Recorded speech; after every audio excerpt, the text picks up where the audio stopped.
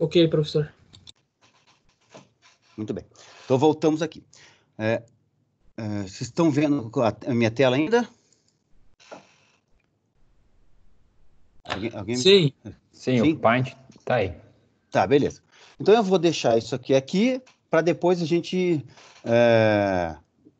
vir aqui e explorar graficamente o que a gente vai fazer lá no Simplex, tá? Então, eu vou deixar isso aqui minimizado.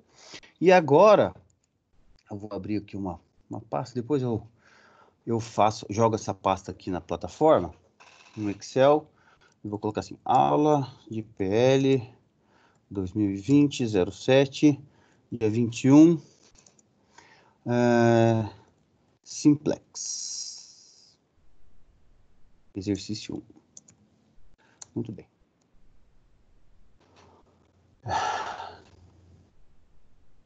Legal. Então, agora eu vou fazer aqui no Excel, vou deixar ele maiorzinho aqui. Vou deixar o meu... Cadê essa figurinha que eu quero? Muito bem. O máximo possível. Então, eu vou trazer para cá o nosso modelo aqui, da forma literal, tá? Max Z, digitar aqui. Eu vou escrever assim, tá? 3 vezes x1 mais 5 vezes x2. Alguém pode estar se perguntando assim, pô, professor, por que você não fez no Excel direto, digitando assim, né? Calma, gente, tudo é uma questão de vocês têm que sofrer um pouquinho com a letra feia, porque senão também não tem graça, né? Tem que sofrer um pouquinho também com a minha letra linda. Então vamos colocar aqui ele na forma padrão já, tá? Forma padrão. Muito bem. Sujeito a. Agora as minhas restrições vai ser assim, x1 mais o x3, não é isso? Igual a 4. 2 vezes x2 mais o x4 é igual a 12. 3 vezes x1 mais 2x2 mais um x5 igual a 18. Ô, professor, sacanagem, por que você não fez isso antes? Ficava bem mais bonito, né? Gente, tudo tem um propósito nessa vida, né? Tá? Beleza? E aqui nós temos aqui, obviamente, que x1, x5 maior ou igual a 0. Tá? Então, esse aqui está no nosso modelo na forma padrão. Muito bem, tá? Agora a gente vai entender o que é a forma tabular, tá? A forma tabular. A forma tabular nós construímos da seguinte maneira. Cada variável vai virar uma coluna da nossa tabela. E cada restrição, incluindo a função objetivo, vai ser uma linha. Então, eu vou colocar assim, ó, x1, x1, x2, x3, x4 e x5. Eu vou centralizar aqui, que daí fica mais fácil, tá? E aqui vai ter nossa função z. Muito bem, tá? Deixa eu fazer aqui um negócio assim e um negócio assim. Já vou entender por que eu estou fazendo isso, tá? A primeira linha aqui é a linha da função objetivo, tudo bem? Então, o que eu vou fazer? Eu vou colocar na forma padrão sempre no maximizar, e quando eu transportar essa linha do maximizar para a linha da função objetivo no meu quadro Simplex, na minha tabela Simplex, vocês vão encontrar, inclusive, alguns livros que vão falar em Tableau Simplex. Tableau Simplex. Eu vou inverter o sinal. Uma pergunta que eu quero fazer para vocês pensarem aí. Professor, na hora de transformar as desigualdades em igualdades, nós criamos variáveis de folga, que isso significa? Significa que x1 tem que ser menor ou igual a 4. O que é o x3? O x3 é aquilo que está sobrando desse recurso vinculado à restrição 1. Eu tenho que ter, no máximo, 4 unidades. Aquilo que sobrar desse recurso aqui, que é aquilo que eu não usar em x1, é x3 que vai considerar, tá? Da mesma coisa para x2, mesma coisa aqui no recurso 3. O que quer dizer o x5? X5 tem um significado econômico dentro do modelo. Significa que eu tenho 18 unidades desse recurso 3, que é essa restrição 3. Eu tenho 18 unidades aqui. O x5 significa tudo aquilo que eu não usar do recurso 3 vai estar representado pelo x5. Tudo bem? Então, essa interpretação econômica das variáveis de folga tem que estar bem clara na nossa cabeça.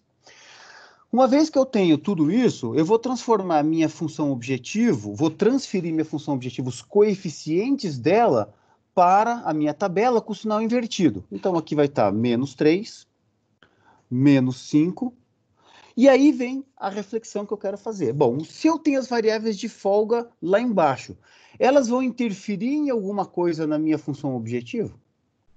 Bom, se nós estamos falando que isso é uma sobra do recurso, o recurso já existe. Então, em algum momento anterior, eu já contabilizei custos, etc. Essa variável de folga, considerando essa sobra ou essa falta desse recurso, ela é simplesmente um controle operacional daquilo que eu estou decidindo.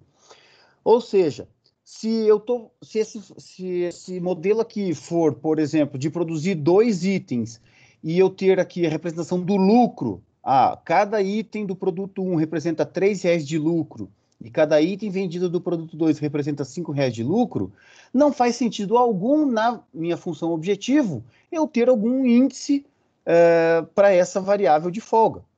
Professor, mas se sobrou tem um custo. Tudo bem, mas esse custo já foi contabilizado anteriormente porque o recurso já está disponível.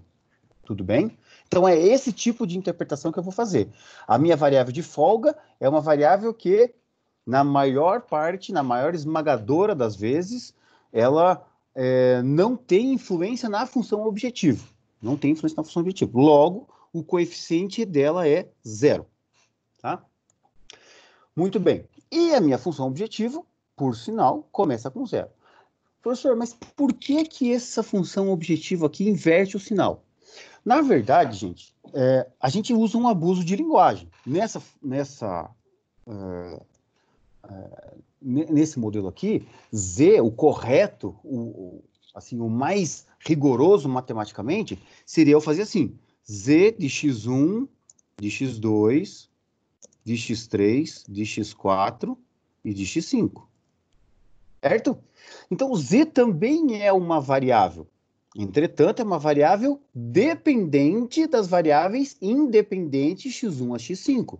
Então, de uma maneira a facilitar, a gente esconde essa parte aqui. A gente esconde essa parte aqui, porque sabe que é uma função, por isso que chama-se função objetivo, que é a função que representa o meu objetivo, a minha meta. Eu zero essa parte aqui, mas, mesmo sendo uma variável, o que a gente falou de modelo? Falou que tudo que tem variável vai para o lado esquerdo da relação, que é o LHS.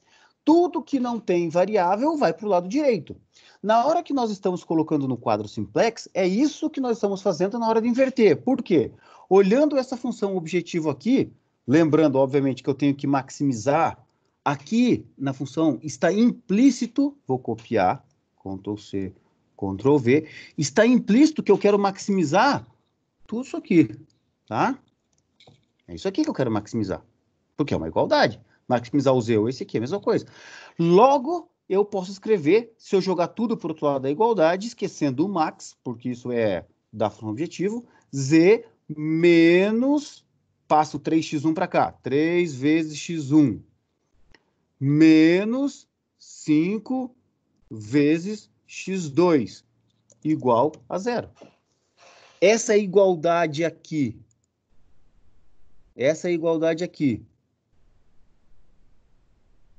não é exatamente a mesma igualdade que essa aqui de baixo? Ou seja, o que eu estou passando para cá é essa igualdade aqui. Por isso que o sinal inverte. Por isso que eu estou passando. Como Z é uma variável dependente, na verdade, o resultado dela está aqui. O que eu quero fazer, na verdade, olha só, pensa agora comigo. Eu não quero maximizar Z, eu não quero o maior valor de Z possível, eu não quero que esse Z tenha uma flechinha para cima. Ou seja, quanto mais eu colocar em x1, mais colocar em x2, como o sinal do coeficiente aqui na frente de x1 e x2 está negativo, mais negativo vai estar essa parte da função. Sim ou não? Espero que a resposta sim. Beleza. Sim. Se eu tenho que ter uma igualdade de zero, quanto mais eu colocar em x1 e x2, mais negativo fica essa parte que está selecionada, mais positivo tem que ser o z. Perceberam? Então, esse menos 3 aqui tem uma interpretação econômica que diz o seguinte: a cada unidade de x1 que eu não produzo, eu deixo de ganhar 3 unidades de lucro. Porque essa é a minha contribuição marginal da variável x1 à função objetivo, neste momento. A minha contribuição marginal de x1 para cada um x1 que eu coloco aqui, eu aumento 3 de z. Faz sentido ou não? Se eu colocar 1 em x1 e 0 em x2, vai ficar z menos 3 igual a 0. Para essa igualdade ser verdadeira, z tem que ser igual a 3. Então, a minha função objetivo é igual a 3. Mesma coisa para x2. Quanto que ela está contribuindo com a minha função objetivo? Qual que é a contribuição marginal? Para cada uma unidade que eu coloco em x2, eu estou fazendo uma contribuição de 5 lá no z. Porque eu tenho que compensar esse menos 5, que é o menos 5 vezes x1, vezes 1, x2 igual a 1, z tem que ser 5, para que isso aqui fique em equilíbrio. Tudo bem? Perceberam agora qual que é a sacada da função objetivo? Por que a gente transforma isso aqui em sinal negativo? Muito bem, muito bem. E isso aqui é importante para a nossa sequência do simplex. Tá? Legal, bacana. O resto eu só transcrevo para cá. Olha só, x1 é 1, na minha primeira restrição eu não tenho x2, eu tenho x3, não tenho x4, não tenho x5. Do outro lado da igualdade é o 4. Aqui eu tenho 0, 2, 0, 1, 0, 12. 3, 2, 0, 0, 1, 18. Legal? Esse aqui é o nosso quadro simplex inicial, tá? Nós chamamos de quadro inicial. Professor, pode falar. Surgiu uma curiosidade aqui. Caso fosse um problema de minimizar, como que eu montaria daí o quadro? A resposta está aqui, ó. Se for uma de minimizar, eu transformo em maximizar, multiplico em tudo por menos 1, faço o mesmo processo. Vai virar maximizar. Ah, professor, mas vai estar tudo negativo aqui, quando passar para cá vai ficar positivo. Não se preocupe que a gente vai ter um artifício para usar nesses casos, tá? Que é o próximo exemplo, tá? Mas sempre, sempre, sempre. A partir de agora, não importa o modelo, a forma, o jeito, pode ser de maximizar, de minimizar, com restrição de menor igual, maior igual, igual. Não importa o que for. Eu vou fazer o simplex, a primeira coisa que eu tenho que fazer é forma padrão.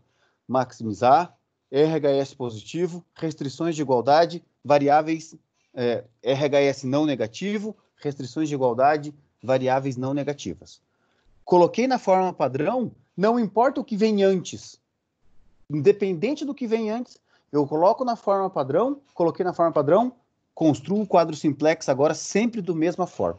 Tudo bem? É por isso que eu gosto de colocar a forma padrão como maximizar. Tá? Até porque essa interpretação aqui econômica fica fácil da gente entender daí, que quanto mais eu colocar em x1, mais eu tenho que aumentar z para atingir esse equilíbrio aqui da igualdade igual a zero. Beleza? Respondido a tua pergunta? Beleza, respondido. Maravilha. Muito bem. Então, aqui nós temos alguns elementos que é importante a gente compreender agora, tá? A primeira parte é o seguinte. Vocês repararam que apareceu aqui nas minhas restrições, apareceu um negócio bem conhecido aí da álgebra, não? O que é isso aqui? Os valores sumos. Identidade, professor? Os pivôs. Matriz identidade. Matriz identidade. Tá? Se eu tenho 3 restrições, aqui no meu quadro simplex, tem que aparecer em algum momento, de alguma forma, e aí, ao longo das nossas próximas 10 aulas, o nosso objetivo é tentar sempre encontrar essa matriz de identidade aqui. Tá? Vocês vão logo vocês vão entender por quê. Mas aparece essa matriz de identidade. Essa matriz de identidade é o seguinte. Agora eu quero que vocês pensem comigo matematicamente falando. Se eu tenho 3 restrições e 5 variáveis, olha só, quantos vértices eu tenho? Podem abrir o microfone e tentar falar a resposta aí. Se eu tenho 3 restrições e eu tenho 5 variáveis. Quando eu tenho 3 restrições, eu sei que cada vértice é a interseção de 3 planos, certo? Ou de 3 variáveis.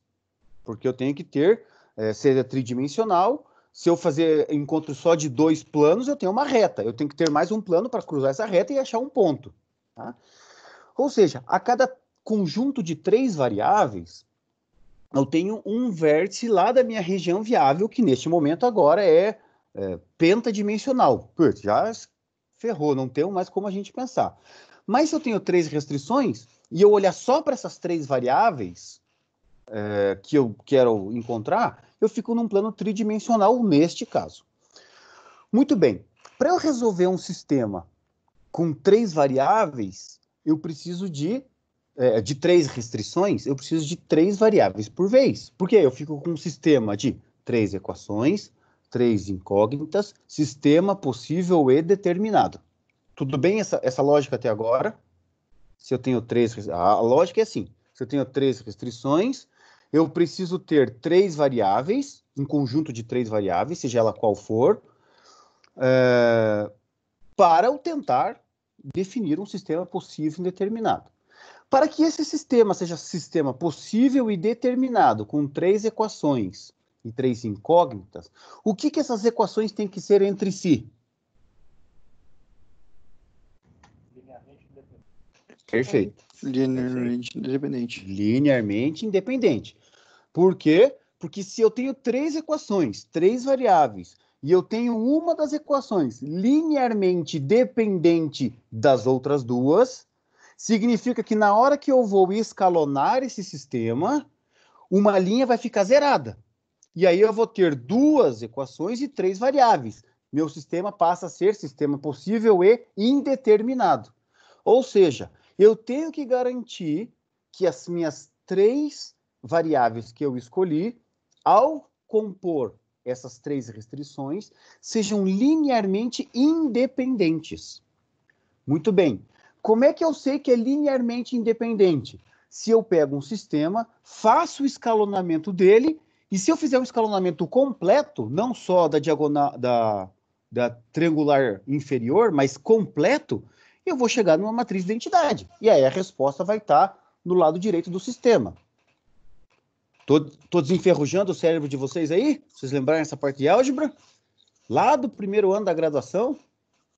Então, beleza. Entendemos isso. Ou seja, a princípio, o número máximo de combinações que eu tenho aqui é 5 variáveis, 3 a 3, combinação de 5, 3 a 3. Então, vai dar 5 fatorial sobre 3 fatorial sobre 2 fatorial, vai dar 5 vezes 4 sobre 2, 5 vezes 2, 10. Então, eu tenho 10 possibilidades, 10 pontos aqui de interseção.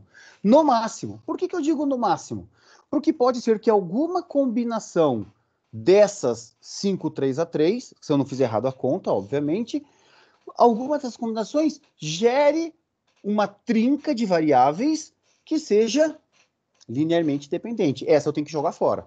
Então, quais são os vértices que eu vou explorar no simplex?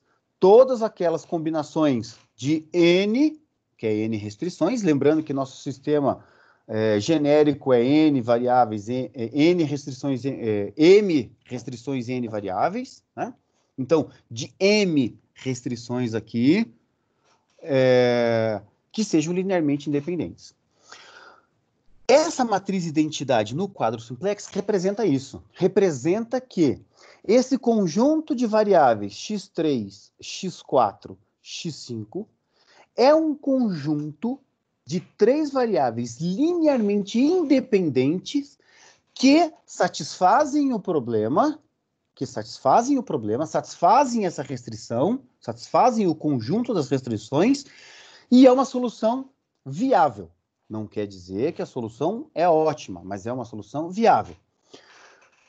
Esse conjunto que dá, neste momento, satisfaz a restrição e é linearmente independente, nós chamamos de solução básica factível. Solução básica factível.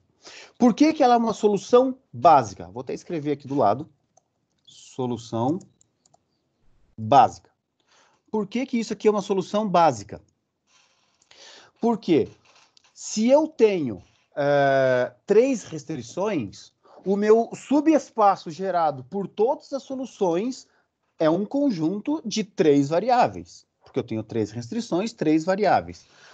Puxa, professor, peraí. Se você está falando isso, significa que a solução de um problema de programação linear contínuo vai ter sempre, se tem M restrições, M variáveis. Sim, no máximo vai ter M variáveis. No máximo, M variáveis. Tá, então significa que se eu tenho 3 restrições, 3 variáveis vão ter valores, as outras não? Sim, 3 variáveis no máximo terão valores diferentes de 0. Todas as outras serão diferentes de 0. Professor, mas se eu tiver um problema, então, com 10.000 variáveis e 2 restrições?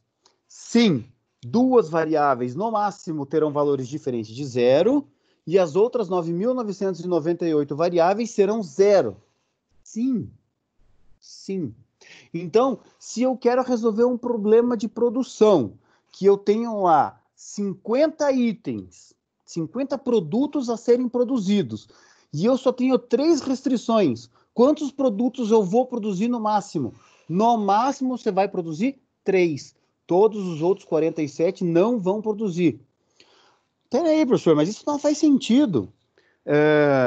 Se eu tenho 50 produtos, eu tenho que produzir todos. Bom, se você tem que produzir todos, existe uma restrição de produção mínima. E aí eu vou deixar de ter 3 restrições. Se cada variável tem uma restrição de produção mínima, eu vou ter 50 mais 3.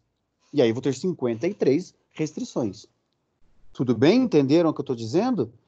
O que eu estou dizendo é que um problema com 3... Um sistema com 3 equações precisa de 3 variáveis para formar uma base para gerar toda a solução. Alguém lembra a definição de base lá, de subespaço lá, de álgebra linear? O que é uma base? Um conjunto de vetores linearmente independente que gerem todos os outros vetores daquele subespaço. Lembraram disso? Isso é uma solução básica. Significa que 3 restrições é um subespaço de dimensão 3. Logo, eu preciso um conjunto de 3 variáveis linearmente independente para ser solução básica. Muito bem. Como que representa essa solução básica? Eu tenho aqui no quadro simplex essa identidade. Vocês repararam que a identidade apareceu de graça aqui para a gente? Eu não fiz esforço nenhum, eu não tive que fazer conta nenhuma para essa matriz aqui aparecer. E na função objetivo, isso aqui está zerado. Ou seja, o coeficiente da função objetivo no quadro simplex, em cima de cada coluna da identidade, tem que ser 0. Nessas condições, eu tenho que x3, x4 e x5 formam uma solução básica. Nós chamamos isso aqui de xb.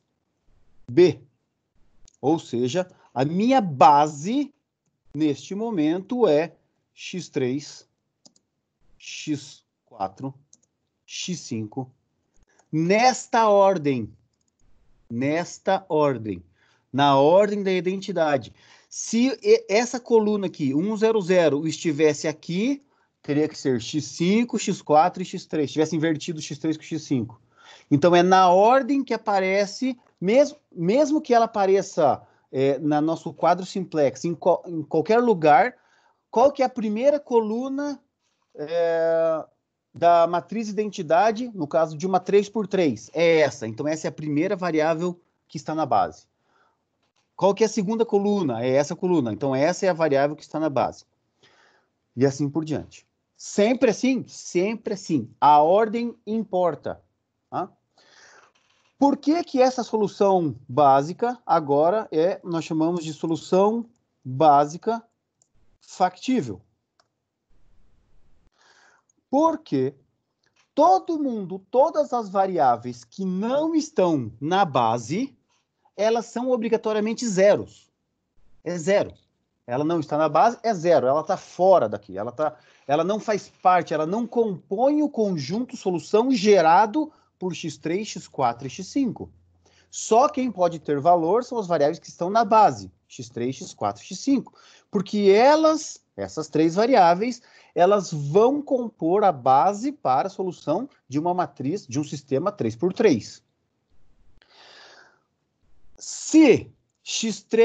Se o meu B, meu RHS, for positivo, então essa solução básica passa a ser a solução básica factível. Por que é factível? Porque a minha restrição diz que todas as variáveis têm que ser não negativas.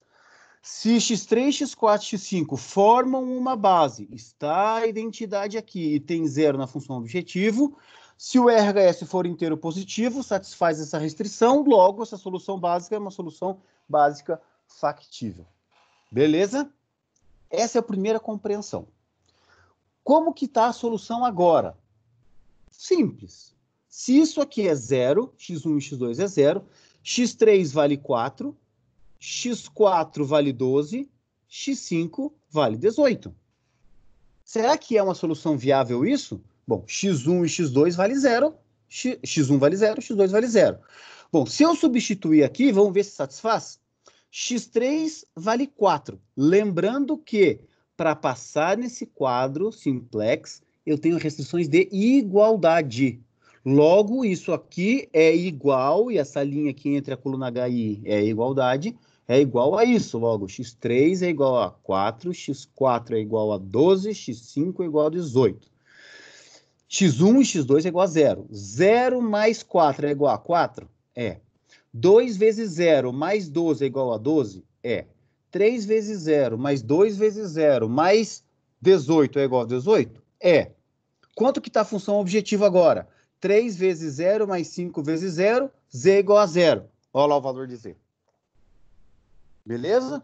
É assim que nós lemos um quadro simplex. É desta maneira que nós lemos esse quadro simplex. Nós identificamos quais as variáveis que estão na base, elas possuem valor. Quais são as variáveis que não estão na base? São zeros. E, a todo momento, nós temos que substituir nas restrições. Isso aqui tem que ficar satisfeito. Bom, se x1 e x2 é 0, agora eu vou pegar aqui, deixar ele um pouquinho mais grosso. Vou pegar um azulzinho aqui agora. Nós estamos nesse pontinho aqui. x1 e x2 é 0.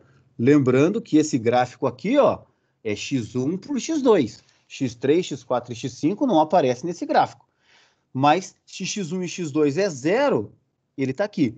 Está dentro da minha região viável? Sim. Logo, faz sentido eu falar que essa solução aqui é uma solução básica factível. Está dentro da minha região viável. Ou seja, quando a gente diz que é factível, no quadro simplex tem todas essas condições de aparecer a identidade. Em cima de cada coluna da identidade tem 0. o meu RHS sempre é positivo, significa que eu estou dentro dessa região viável aqui, tá? Professor, e se acontecer de não estar dentro da região viável? Calma, vai aparecer isso na aula de hoje, na aula que vem, a gente vai tratar disso tudo, tá bom? Calma, tenham calma. Muito bem. Entendemos a solução básica, entendemos o que é a solução básica factível, entendemos quem está na base neste momento e como é que a gente encontra o valor. Porque o nosso Bzinho, neste momento, é 4, 12, 18. Logo, pensando agora que nós temos um sistema aqui, se a gente traduzisse esse sistema de uma forma escrita, o que a gente estaria fazendo? x3 é igual a 4, x4 é igual a 12, x5 é igual a 18. Por quê? Porque x1 é 0, x2 é 0, porque eles estão fora da base. Tudo bem?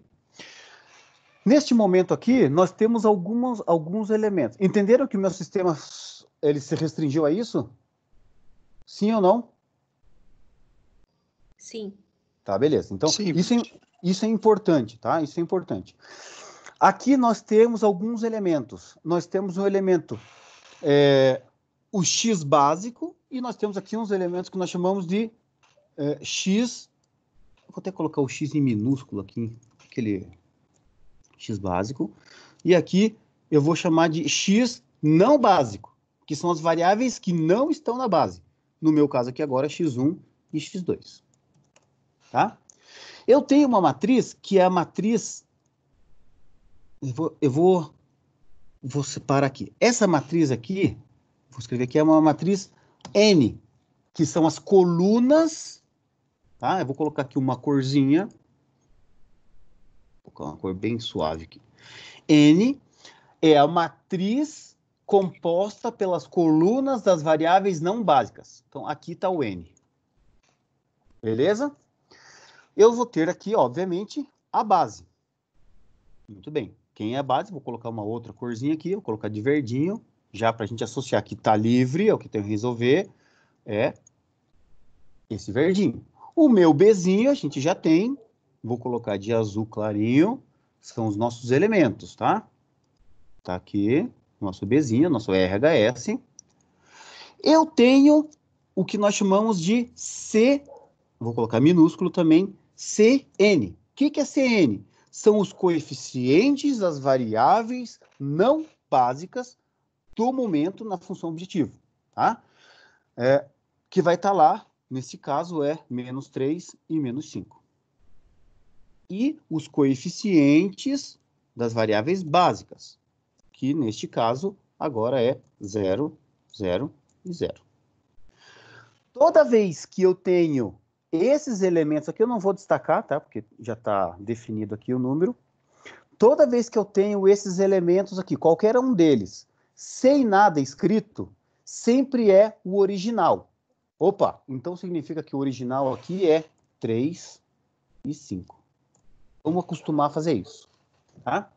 3 e 5. Quando não vai ter o original? Quando a gente colocar... É que aqui vai ser difícil eu inserir agora, mas uma barra. Aqui eu vou colocar como se fosse um underline, tá? Toda vez aqui no Excel tiver um underline, significa que são os coeficientes das variáveis não básicas, neste momento, nesta iteração. A gente chama de atualizado. O coeficiente das variáveis não básicas atualizado, esse sim é menos 3 e menos 5. Os coeficientes atualizados da base, por óbvio, então lá é o 0, o 0 e o 0.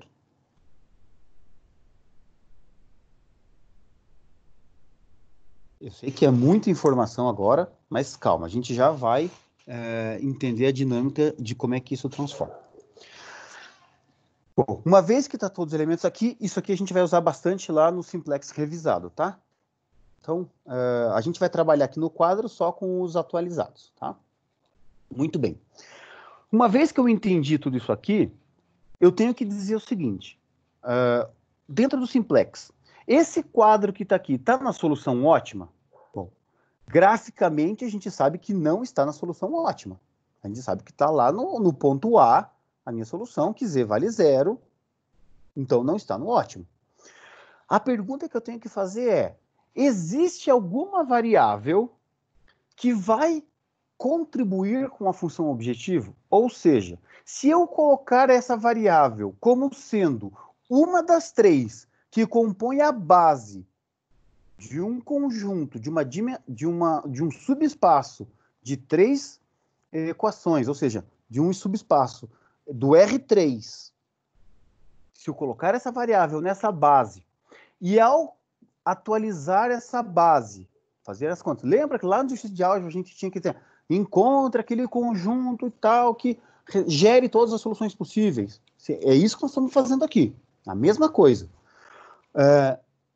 Se eu encontro essa variável, existe alguém que vai contribuir com a função objetivo?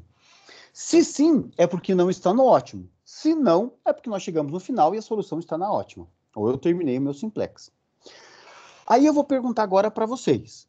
Bom, partindo do princípio que nós passamos para o quadro inicial, sempre com a função objetivo de max, com o sinal invertido, que na prática é esse equilíbrio econômico aqui, essa interpretação econômica, é manter esse equilíbrio econômico. Qual é a variável que mais contribui na minha função objetivo neste momento? X2. X2. Óbvio, claro, porque a cada unidade de X2, o meu Z vai aumentar 5. Está escrito aqui, ó. Esse menos 5 significa eu estou deixando de ganhar, por isso menos, 5 unidades na minha função objetivo que eu quero maximizar a cada X2 que eu não produzo. Eu estou deixando de ganhar, por isso que tem esse menos.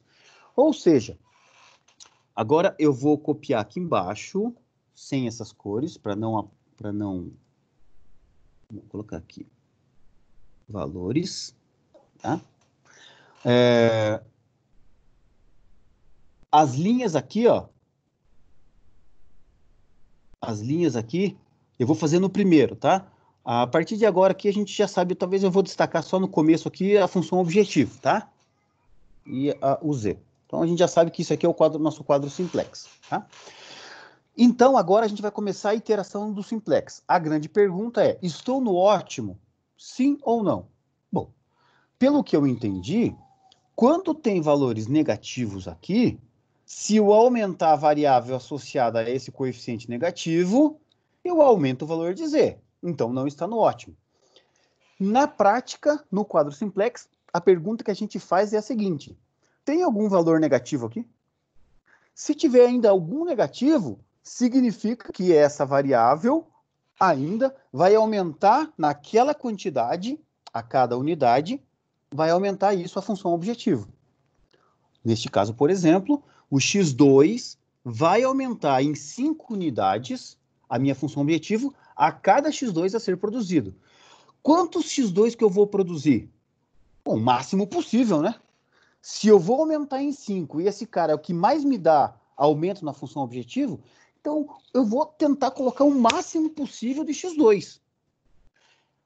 Isso que nós falamos agora é a definição do passo 1 do Simplex. Passo 1 do Simplex.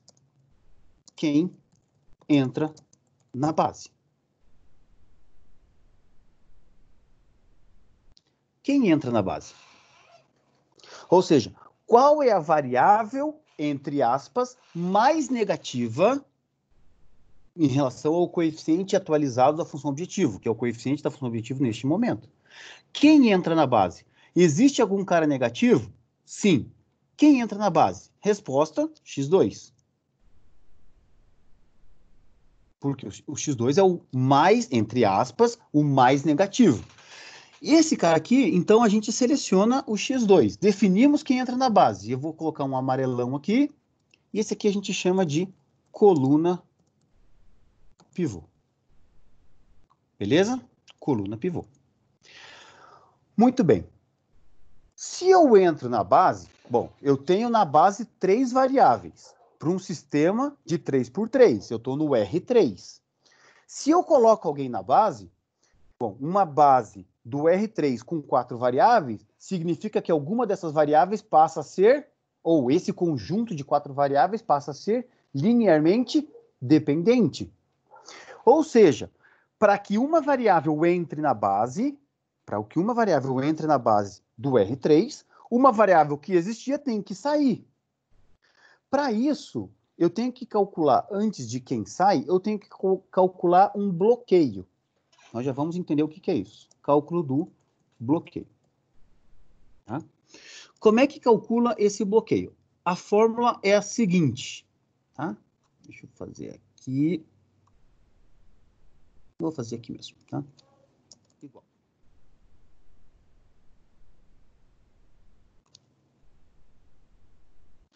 Eu vou fazer o menor valor entre.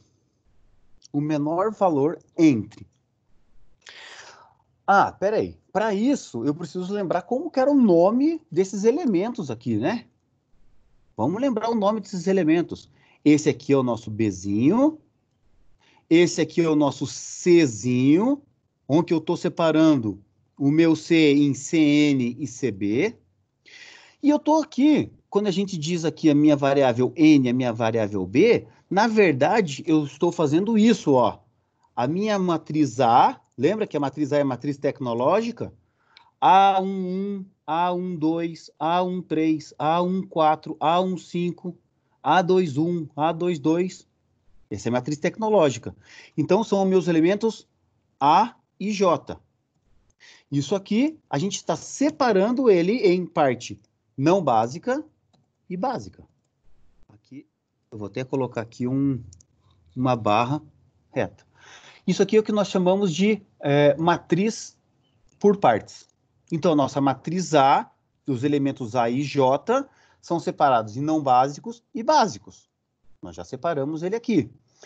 Ou seja, eu tenho que a coluna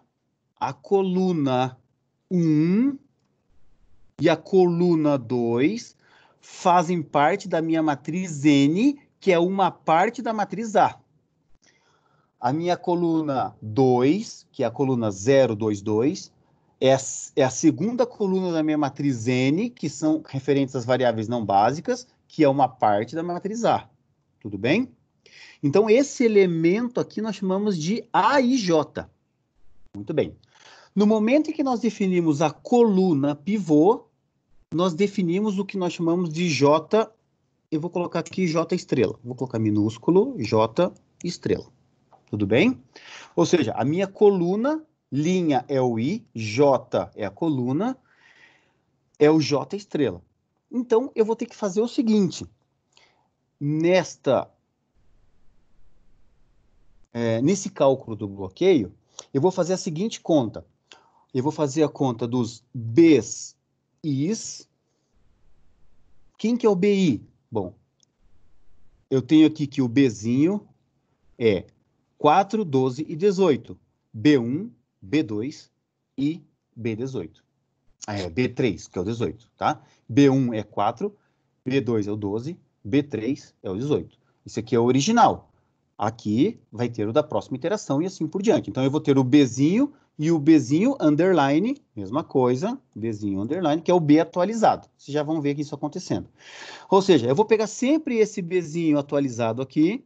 Então, eu vou colocar esse Bzinho underline I, divididos por A e J estrela. Ixi, professor, agora ferrou, hein? Ficou uma confusão. Não, é simples. Quem que é esse bloqueio aqui? Esse bloqueio nada mais é do que a divisão do BI para cada linha. Então, se é no I aqui, né? Vamos completar isso daqui com um para todo I. desde que A e J estrela seja maior que 0. Então, essa é a nossa regra do bloqueio, tá? Muito bem, vamos entender isso aqui agora. Se eu vou fazer para toda a linha, para todo o I, eu vou fazer 3 vezes isso. Então, esse conjunto aqui do bloqueio vai ser o menor valor entre, tá? O mínimo entre. Muito bem. A primeira linha aqui vai ser 4 divididos por 0. Tá? Eu vou fazer aqui com o underline só para vocês enxergarem, com 4 divididos por 0. A segunda aqui seria o 12 divididos por 2. E a última aqui, o 18 divididos por 2. Agora eu vou perguntar para vocês, faz sentido dividir 4 divididos por 0? Não. Então eu não posso fazer essa divisão. Então faz sentido não ter igualdade aqui na condição do A e J. Agora, faz sentido eu colocar negativo? Vamos entender qual que é o objetivo do bloqueio para responder o negativo. O igual a 0, quando aqui na coluna tiver um 0, a gente sabe que esse cara aqui não vale. Ou seja, esse aqui eu já vou jogar fora. Vou jogar fora, esse aqui não conta, tá? Então eu vou fazer essa conta aqui. Eu vou fazer essa conta aqui, ó. Igual a esse divididos por esse. Já apareceu lá com a divisão por 0, não conta. Então eu tenho aqui 6 e 9. Quem é o menor deles? O menor deles é o 6, certo? Então é esse cara aqui.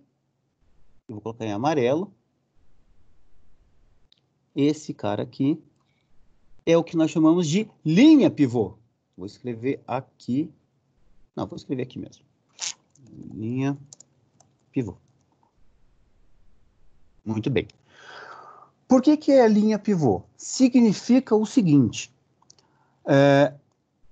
que eu não posso ultrapassar a variável x2 desse valor de bloqueio aqui. Professor, por que que isso tem a ver? Vamos entender um pouquinho. Então, vamos lá. Bloqueio é algo que está me limitando a variável que quer entrar. Vou lembrar de novo o raciocínio, tá? Fazer com bastante calma para todo mundo entender.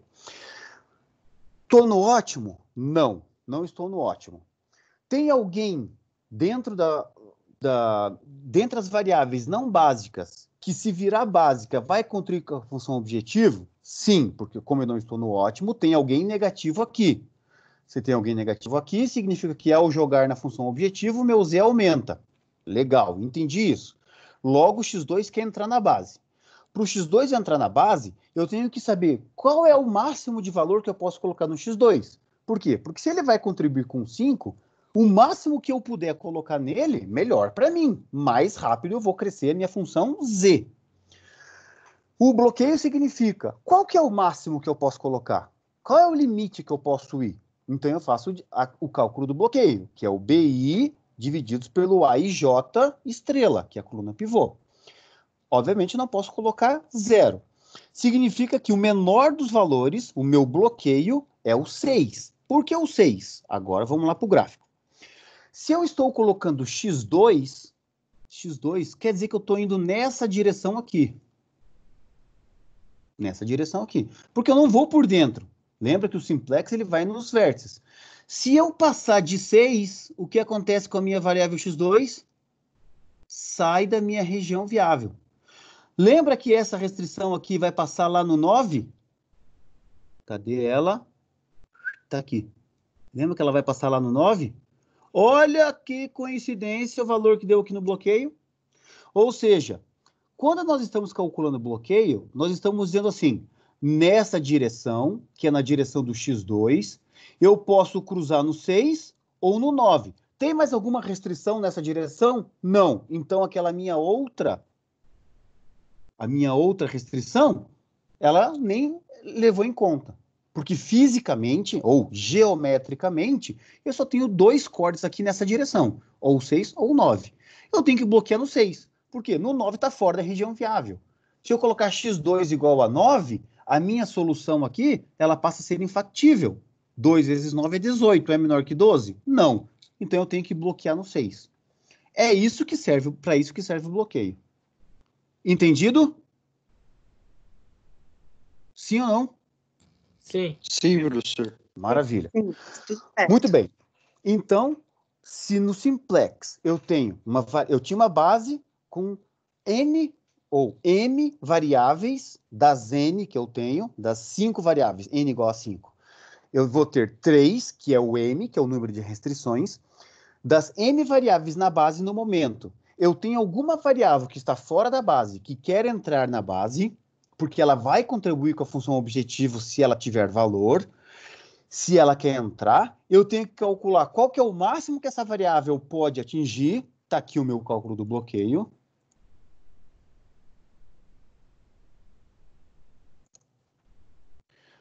Qual que é o máximo que ela pode atingir. Mas, para isso, eu preciso calcular, então, quem sai.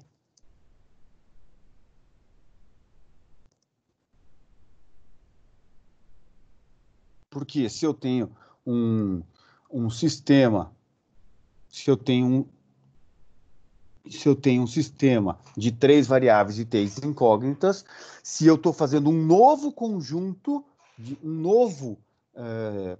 um novo sistema,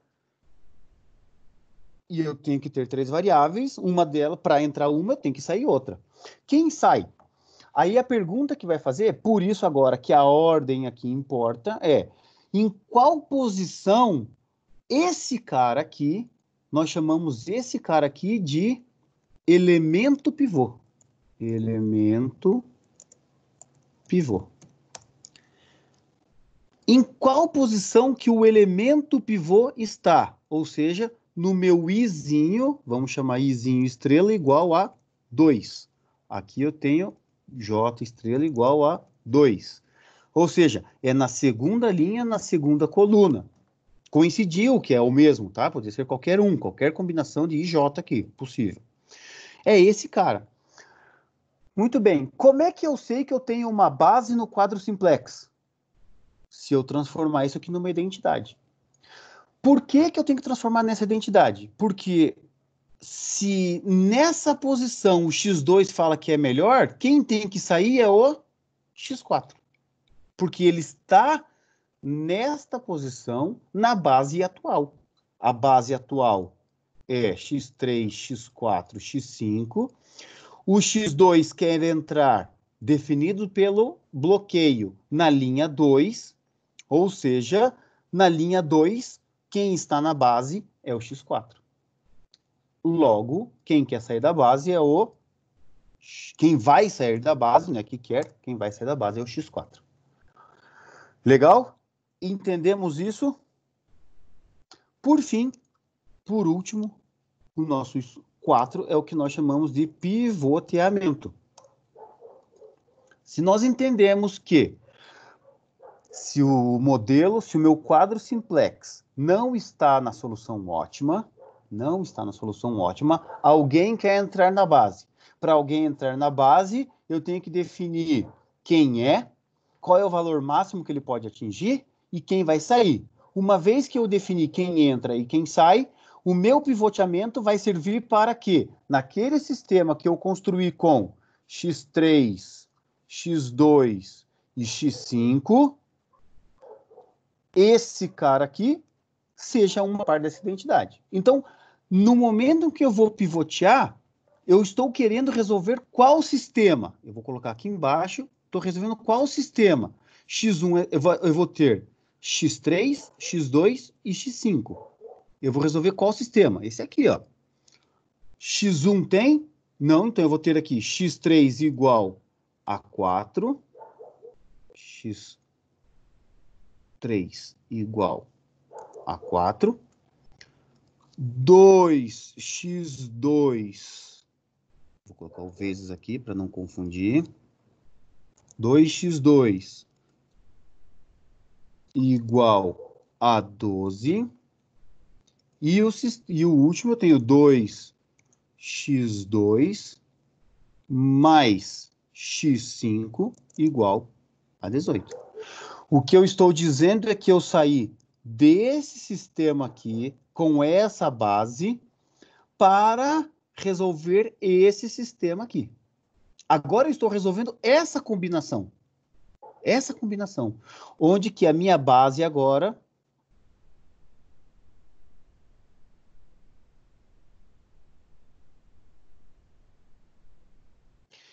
é x2 entrou no lugar do x4. Nesta posição, eu tenho essa base. Bom, mas é o que eu falei no início. Como é que a gente identifica a base no simplex? Eu sei que a base é composta pela matriz identidade, cuja linha da função objetiva vai estar 0. Logo, eu tenho que transformar isso aqui, essa coluna, em 0, 1, 0, e esse cara aqui em 0.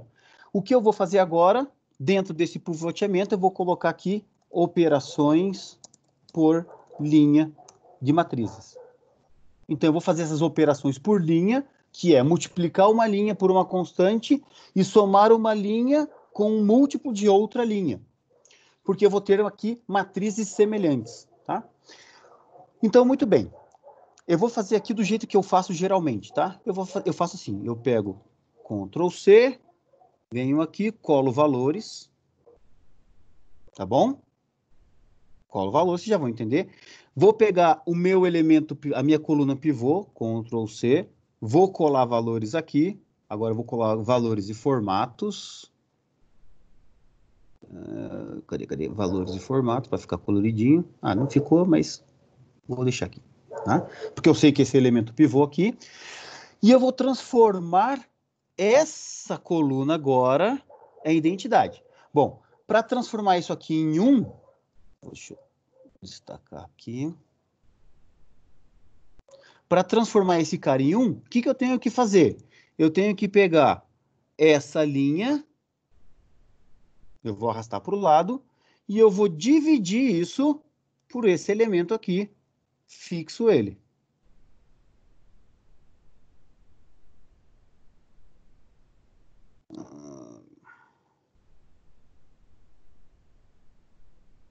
Fixei ele. Tudo bem? E aí eu vou arrastar para o lado, olha só. Então, olha lá. Eu vou colocar aqui, deixa eu diminuir só um pouquinho para vocês enxergarem bem. Tá? Então, olha só. 0 divididos por 2. 2 divididos por 2 é 1, que é o que a gente queria, não é isso? 0 divididos por 2. 1 divididos por 2. 0 divididos por 2. 12 divididos por 6. Olha quem apareceu aqui. O nosso 6. Professor, sempre vai acontecer isso? Sempre. Sempre vai acontecer isso. Muito bem. Então, o que a gente fez foi uma operação por linha para transformar essa linha, esse elemento em 1, só que eu não posso transformar só esse elemento, eu tenho que transformar toda a linha, porque eu tenho que fazer matrizes semelhantes. Eu resolver um sistema, o pivoteamento, esse escalonamento é isso, né? Operações por linha para transformar uma matriz semelhante na outra, porque eu sei que eu vou estar resolvendo o sistema por matrizes, com conceitos de matrizes semelhantes.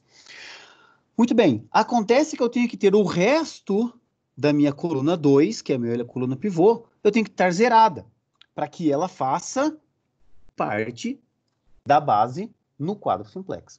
Muito bem, essa linha aqui já está 0, mas, basicamente, o que eu tenho que fazer? Como é que eu tiro... Eu vou colocar esse aqui, vocês já vão entender o resto. Como é que eu tiro esse 2 daqui, tendo essa nova linha 2, tá? Eu vou colocar aqui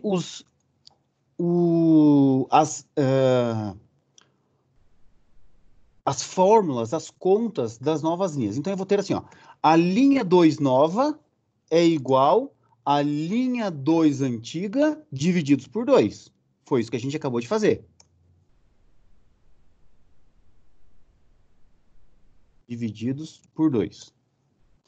Quem é a linha 3 nova? Linha 3 nova. A linha 3 nova vai ser, eu vou multiplicar. Então, eu tenho isso aqui, isso aqui é 2, certo? Tá aqui a minha coluna. Então, esqueçam isso aqui um pouquinho. Se eu multiplicar essa linha toda aqui por menos 2 e somar com a linha 3 nova, isso aqui vai se transformar em 0. Então, eu vou ter assim, a linha 3 nova é a linha 3 antiga, menos 2 vezes a linha 2 nova. Tudo bem? Isso aqui são elementos. A linha 1 nova já é 0. Então, vou fazer aqui. A linha 1 nova já é 0 aqui, então eu não vou fazer nada. A linha 0 nova, que é a linha da função objetivo, a linha 0 nova, vai ser o quê? Como é que eu zero esse menos 5?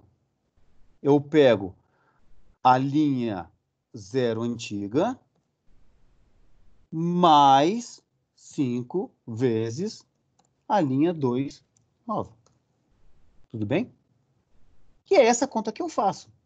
Mas olha só, quando eu coloco os elementos aqui, agora eu vou fazer no Excel. Na mão, a gente começava a fazer essa conta aí, tá?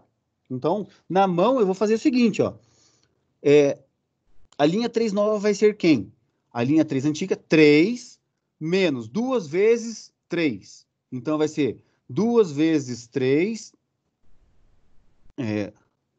2 vezes, ou melhor, 2 vezes 0, que é a linha nova, tá aqui, ó, 2 vezes 0. 3 menos 2 vezes 0, dá 3, fica a mesma coisa. 2 menos 2 vezes 1, dá menos 2. 2 menos 2, 0. Transformei em 0. Eu faço isso na mão. E assim por diante. Ó, vamos pegar esse aqui, ó. Tá? 0, que é a linha 3 antiga, menos 2 vezes meio. Então, 0 menos 2 vezes meio é 1. Menos 1, ou seja, isso aqui vai se transformar em menos 1. E assim por diante para todo mundo. Aqui no Excel a gente pode fazer essa conta automático, né? Eu vou pegar quem que é a linha 3? É esse cara. Aí eu vou pegar, olha só, não tá vendo que o sinal de menos é o inverso desse? Então eu vou pegar menos, fixo esse.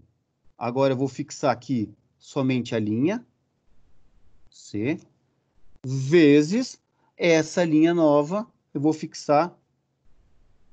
Eu fixei, a coluna, perdão. Aqui é fixar a linha, tá? Fixar a linha 32 e aqui é fixar a coluna C. Na hora que eu arrastar para o lado, com um passe de mágica, vamos ver se está certo? Olha só. L3 novo é igual a L3 antigo menos 2 vezes, o menos está aqui na fórmula, menos 2 vezes o L2 novo. Está aqui a conta. Então, eu acertei. Agora eu posso só copiar e colar para o resto. Ó. Ctrl V. Esse aqui não precisava, professor. Não tem problema. Do jeito que ela está aqui, está tudo certo. Arrastei. Está feito a nosso pivoteamento. Ainda bem que está gravado, vocês podem ver com calma isso depois. Tá? A dificuldade de fazer a conta na mão, agora passou a dificuldade de se fazer a continha no Excel. Mas o que é importante? A partir deste momento, a minha base agora é x3, x2, x5. Que cor que era a minha base? Era verdinha. Vou colocar aqui, ó. x3 é verdinho. Gente, é o verdinho. x2, x5. Beleza? Olha só, nesta ordem, x3, x2, x5. x3, a primeira coluna de identidade de x3, x2 e x5. Isso significa que, para chegar nesse quadro simplex, eu resolvi esse sistema. Ao resolver esse sistema, a minha solução agora dá x3 igual a 4, x2 igual a 6, x5 igual a 6. Sério mesmo, professor? Sério mesmo. O meu Bzinho aqui agora, ele é igual a 4, 6 e 6. Não, professor, não é possível. Não dá certo isso. Professor. Dá, olha só. Quer ver? 4, x2 é 4, x3 é 4, x2 é 6, x5 é 6. Vou trazer isso aqui para baixo, só para a gente... Ctrl C. Eu vou trazer aqui só para a gente conferir, tá? Olha só. Vamos conferir? Então, vamos ver. Na primeira equação, x1 é 0, x1 e x4 é 0, porque está fora da base, tá? A minha base aqui é x3, x2, x5. x1 é 0, e x3 vale quanto? x3 vale 4. 4 é igual a 4. Opa, bateu. Opa, x2 agora vale 6, e x4 vale 0. 2 vezes 6 mais 0 é igual a 12. Opa, bateu. Legal. x2 vale 6, x5 vale 6, x1 vale 0. 3 vezes 0, mais 2 vezes 6, 12. Mais 6, igual a 18.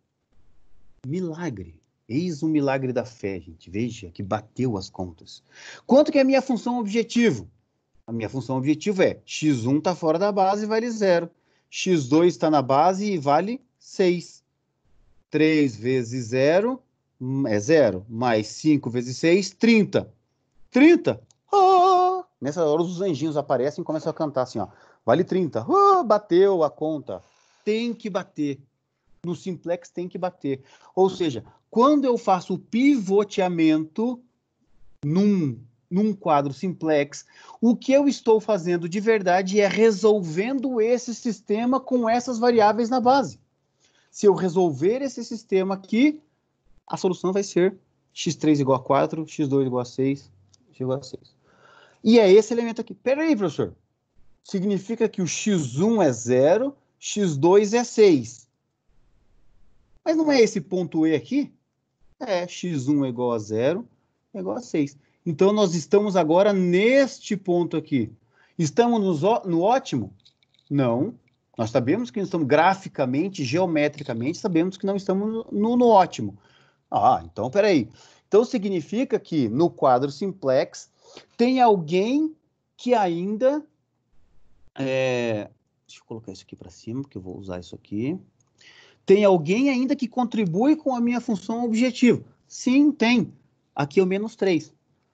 Professor, mas foi uma coincidência danada que esse menos 3 aqui ficou, né? Porque como eu fiz uma conta, esse menos 3 podia ser qualquer valor. Sim. Quem pensou isso está certo. Esse menos 3 aqui já não é esse menos 3 aqui. Não é o mesmo menos 3, porque esse 3 aqui é o coeficiente de x1 lá no modelo original. Esse 3 aqui é o coeficiente de x1 nesta primeira iteração. Pelo fato que aqui é 0, na hora que eu faço os elementos, as operações por linha, eu não alterei, mas eu poderia ter alterado. Tanto que o x4 era 0, passou a ser 2,5. Tudo bem? Ou seja, se eu colocar aqui uma unidade de x4 para produzir, como aqui está positivo, passando para o lado de cá da equação, vai ficar positivo, ele piora a minha função objetivo se eu colocar x4 agora. Por isso que eu vou colocar x1.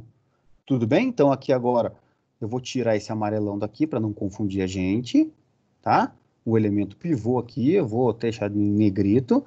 E agora nós temos uma coluna pivô, que é 1. Muito bem. Está aqui a nossa coluna pivô.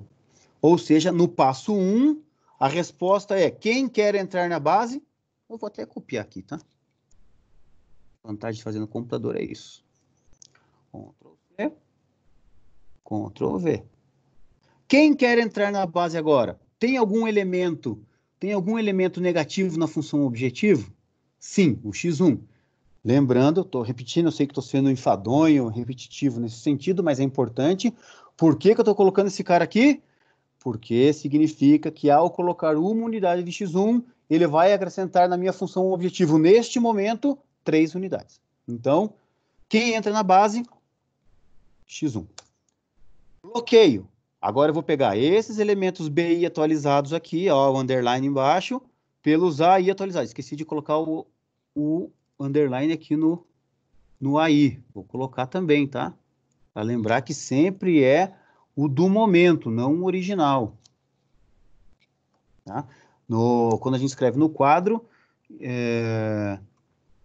a gente escreve com uma barra em cima, geralmente, tá? A gente muito com uma barra. Muito bem. Então, vou fazer a conta do mesmo jeito aqui que eu tinha feito anteriormente com uma linha, só para a gente decorar. 4 divididos por 1. A segunda é 6 divididos por 0. A terceira é 6 divididos por 3, que são os BIs desse momento atualizado pelos AIJ, que agora o meu J estrela é igual a 1, porque J estrela é igual a 1, porque a coluna pivô agora é a primeira coluna. Fazendo essa continha aqui, 4 divididos por 1. Muito bem. Significa o quê? Que x1 quer entrar na base, ele poderia, se ele entrasse na base no lugar de x3, ele ia ganhar o valor de 4. Se ele entrasse na base, se ele entrar na base no valor... aqui não pode, porque tem que ser maior ou igual a 0, ou seja, isso aqui não faz sentido. Não faz sentido. Se ele entrar no lugar aqui do x5, ele vai ganhar o valor 2. Então, como eu vou pegar o menor valor, ganhar o valor 2. O que isso significa? Opa, não é aqui, é aqui. Significa agora que eu estou indo no sentido de x1. x1 não está nesse sentido aqui, ó. Nesse sentido horizontal, significa que eu tenho aqui um elemento que está limitando o meu x2, ou 4, que é o outro ponto de interseção. Tá vendo? O meu bloqueio está me identificando esse ponto e esse ponto. Olha lá, 4, x1 igual a 2. x1 igual a 4, x1 igual a 2. Eu posso ir até o 4? Não, porque eu estou fora da região viável. Eu tenho que ficar limitado ao bloqueio de x1 igual a 2. Logo, quem entra na base é o 3. Quem sai da base é quem está na linha 3, que quem está na linha 3 é o x5. Então, x5 sai da base. Muito bem? Professor, pode falar. Deixa eu fazer uma pergunta. Surgiu uma dúvida aqui. Se por um acaso o bloqueio de duas linhas ali na hora de fazer os cálculos pode dar o mesmo resultado? Pode. E aí, no caso, fica livre para escolher qual que vai ser a linha pivô? Exato. Então, isso que você acabou de perguntar aí, na verdade, são casos especiais, que a gente vai ver logo depois aí do nosso intervalo. Situações de minimizar, empates na entrada, quando eu tenho dois valores negativos aqui na função objetivo, quem eu escolho, empates na saída, quem eu escolho, e são os casos especiais, tá? A gente vai ver isso com certeza começar hoje, com certeza terminar na aula que vem. Mas vai acontecer, mas tem regras para isso sim. Beleza, tá, professor, obrigado. Beleza. Então vamos lá. Então agora vamos fazer o pivoteamento. Eu vou pegar aqui meu valor. Cuidado. Bom, eu vou falar cuidado, mas eu tenho certeza que vocês vão fazer, tá? Vocês vão copiar e vão colar aqui. Na hora que vocês colarem aqui, como que tá com fórmula, vai virar uma bagunça. Não esqueça de colar como valores, tá? Porque eu preciso pegar essa matriz. Essa aqui é a primeira iteração, é o quadro 1 do simplex. Eu preciso pegar essa matriz para transformar ela numa linha nova, tá? Assim como eu vou pegar esse cara aqui, Ctrl C, vou colar valores aqui, e eu vou deixar em negrito para saber que isso aqui são os elementos, tudo bem? Colar valores. Eu tenho certeza absoluta que vocês vão esquecer de colar valores e vai virar uma bagunça, aí você vai ficar desesperado, vai falar, professor, filho de uma égua, não me avisou, e eu tenho certeza que vai acontecer, mas tudo bem, tá? Muito bem, então agora a linha pivô está aqui, é isso? Então o meu elemento pivô é esse cara aqui, é o 3, né? É o A1, 3, 1, tudo bem? Aqui eu tinha a linha pivô I igual a 2, agora eu tenho Ctrl V igual a 3.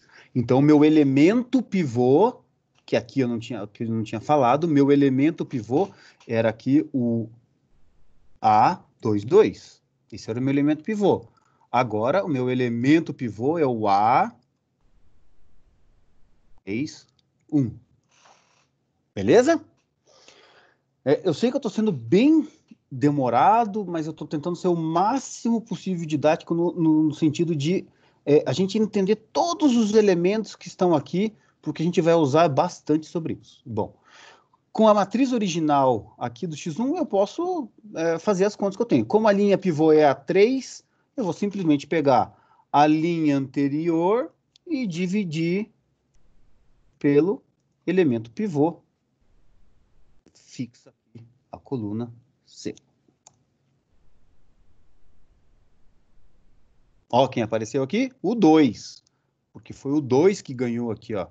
O menor elemento aqui é o 2, tá? Assim como aqui o maior elemento era o 6. Aqui é o nosso bloqueio, tá?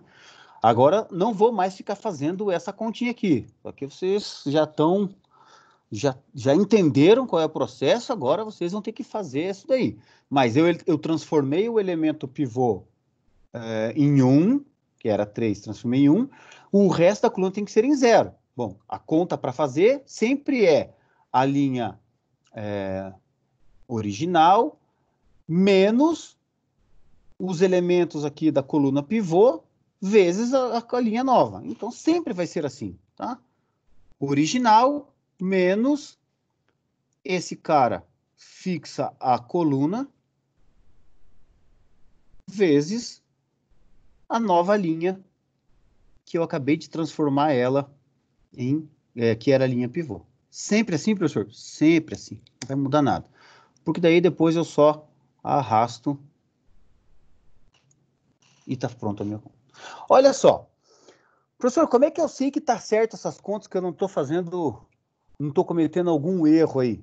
Obviamente, se na conta que você fez, se na coluna pivô que você está querendo colocar na base o X1, aparecer alguma coisa diferente disso que você quer, que é o elemento pivô igual a 1 e o resto igual a 0, então que você errou na conta. Obviamente, simples assim, tá? Dá uma conferida no resto, para ver se a conta está certa. Ó, o novo elemento da linha 1 é a linha 1 antiga, menos esse valor, vezes a linha pivô nova. Beleza. Tá aí, tá certa a conta? Tá certa a conta. Então tá tudo certo. Tá? Pega um, sempre dá uma conferidinha lá e não tem problema. Olha o que aconteceu agora. Solução básica, vamos trazer para cá, vamos identificar quem é a minha solução básica agora. Solução básica, x3, x2, x1 entrou no lugar de x5. Reparem que é na posição, porque é a terceira coluna da identidade.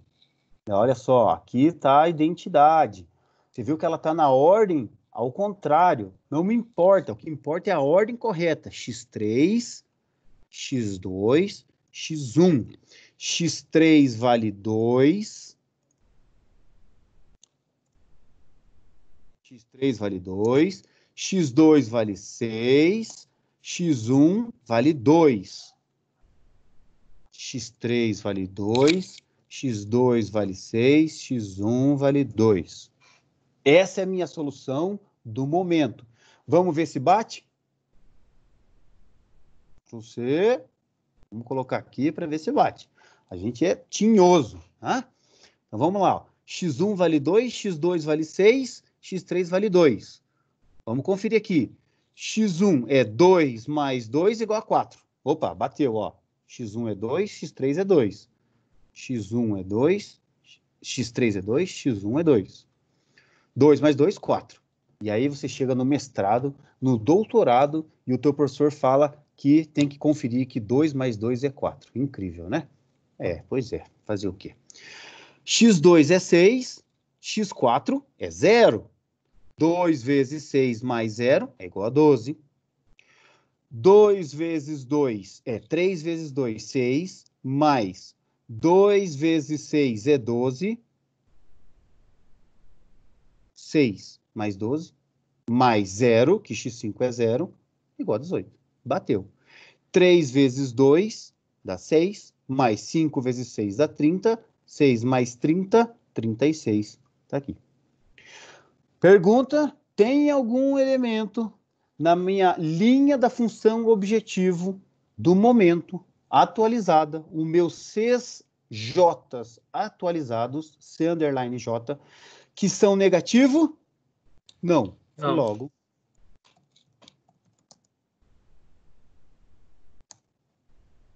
Logo, chegamos à minha solução ótima. Está aqui a minha solução ótima. Tá? Então, vou colocar um verdão aqui, dizendo que essa é a solução ótima. O que acontece? Isso aqui ganha um asterisco, isso aqui ganha um asterisco, e agora eu posso colocar aqui que Z ótimo é igual a 36. Tudo bem? Chegamos aqui no nosso ótimo. Ah, vamos conferir lá no gráfico? Tá aqui.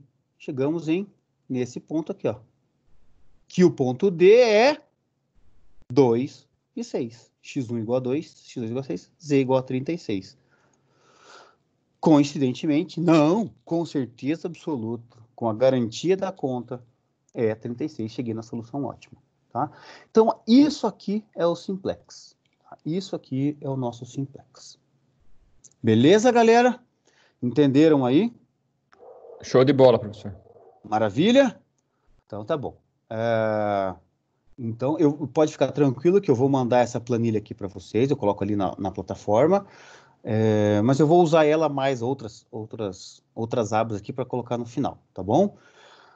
Muito bem, gente, fizemos o nosso primeiro simplex aí, fizemos a nossa primeira contínua simplex no Excel. Então, obviamente que os próximos agora, eu vou fazer um pouco mais rápido, não vou ficar escrevendo isso daqui, eu vou só fazer as contas aqui, não vou ficar colorindo e tal, só vou colorir a linha coluna pivô para ficar fácil, mas a cada passo nós percebemos que a solução do momento, que é a solução básica factível, ela tem que satisfazer todas as restrições, que o valor da função objetivo vai bater com esse valor, que o Z aqui nunca vai passar para ser negativo. E agora vamos entender por que essa condição para finalizar tem que ser sempre positivo. Imagine que eu colocasse, vamos pegar aqui, esse valor aqui como negativo, como o valor da base. Tá? Se eu colocasse esse cara aqui na base, na hora que eu vou fazer... perdão, minto. Na hora que esse A, imagine que aparecesse um A aqui negativo, por exemplo, esse menos 1. Se eu for dividir, na hora que eu for dividir, 6 por menos 1 der um valor negativo, na hora que eu criar esse cara menos 1, eu vou multiplicar todo mundo por um valor negativo. O que vai acontecer com o meu Bzinho? Vai ficar negativo. Logo, eu não posso fazer o bloqueio com algum A negativo, porque, obviamente, que ele vai ser o menor de todos, porque ele é negativo, tá? E na hora que eu vou pivotear, esse negativo vai jogar para o valor de Z, o que eu não posso, porque ele deixa de estar na forma padrão. Logo, eu não posso o igual, porque não faz sentido dividir nada por zero, eu não posso ter o A e J negativo, porque senão eu vou transformar a minha solução, eu deixo de ser a minha solução básica factível, ela fica uma solução básica infactível. Então é por isso que esse cara aqui não pode ser negativo. Tá? Agora fica fácil de explicar. Faço essa iteração até sumir todo mundo. Beleza? Legal? Para de compartilhar. Muito bem. Deixa eu sair daqui. Então, tranquilo, fizemos a nossa primeira parte. Hoje eu vou dividir a aula só em duas, porque é bastante coisa, né? O simplex não dá para parar no meio. Entendemos o simplex. Agora, na segunda parte, a gente vai entender todos os casos especiais. Empate na entrada, empate na saída, empate no bloqueio, funções de minimizar, e aí a gente vai para o Big M e para as duas fases, tá bom? Então, o intervalinho aí são 10h20, uns 15 minutos de intervalo, tá bom? 10h35 a gente volta para a gente poder fazer, começar com casos especiais do simplex. Valeu, gente? Vou parar de gravar aqui.